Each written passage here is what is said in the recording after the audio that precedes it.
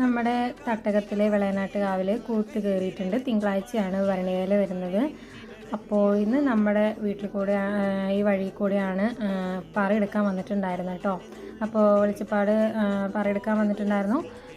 അങ്ങനെ അവർ പോയി, ഞങ്ങൾ കാവിൽ പോയി തൊഴുതിട്ടില്ല, വൈകുന്നേരം പോവാമെന്നാണ് വിചാരിച്ചിട്ടുണ്ടായിരുന്നത്. അപ്പോൾ ശ്രീകുട്ടി വന്നിട്ട് വൈകുന്നേരം ദീപാരാധന സമയത്ത് കാവിലേക്ക് പോകാമെന്ന് വിചാരിച്ചു. അപ്പോൾ ഇന്ന് വൈകുന്നേരം ആണെങ്കിൽ ഭജന, അതുപോലെ ഡാൻസ്, പിന്നെ നാടൻ പാട്ടൊക്കെ ഉണ്ട്. അപ്പോൾ ഞങ്ങൾ വൈകുന്നേരം പോകാമെന്ന് വിചാരിച്ചിട്ട് ഒരു 6:30 മണി സമയത്ത് ഞങ്ങൾ പോയി. അപ്പോൾ കാവിലെ തിരക്കൊക്കെ ആയിട്ട് വരുന്നേ ഉണ്ടായിരുന്നുള്ളൂ. അവിടെ ഡാൻസിൻ്റെ കോസ്റ്റ്യൂമൊക്കെ ഇട്ട് കുട്ടികളൊക്കെ നിൽക്കുന്നുണ്ട്. അപ്പോൾ ഇവിടെ ഭജന നടന്നുകൊണ്ടിരിക്കുകയായിരുന്നു. നല്ല രസമുണ്ടായിരുന്നു കേട്ടോ കേൾക്കാൻ വേണ്ടിയിട്ട്. നമ്മൾ നന്ദഗോവിന്ദൻ ഭജൻസ് വന്നതിന് ശേഷമാണ് ഭജന കാര്യമായിട്ട് ഞാൻ ശ്രദ്ധിക്കാൻ തുടങ്ങിയത്.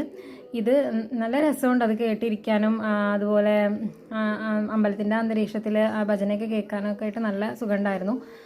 അപ്പം അങ്ങനെ ഞങ്ങൾ തൊഴുത് ഇറങ്ങിക്കഴിഞ്ഞ് പിന്നെ അങ്ങോട്ട് എത്തിയപ്പോഴേക്ക് ഡാൻസ് തുടങ്ങിയിട്ടുണ്ടായിരുന്നു. അപ്പോൾ ഡാൻസൊക്കെ കണ്ട് പിന്നെ നാടൻപാട്ട് തുടങ്ങാൻ ഞങ്ങൾ നിന്നില്ല. അപ്പോഴേക്ക് ചെറിയ ആൾ വാശിയായി. അപ്പോൾ പിന്നെ ഞങ്ങൾ പച്ചക്കറി വാങ്ങിയിട്ട് ഞങ്ങൾ നേരെ വീട്ടിലേക്ക് പോയി.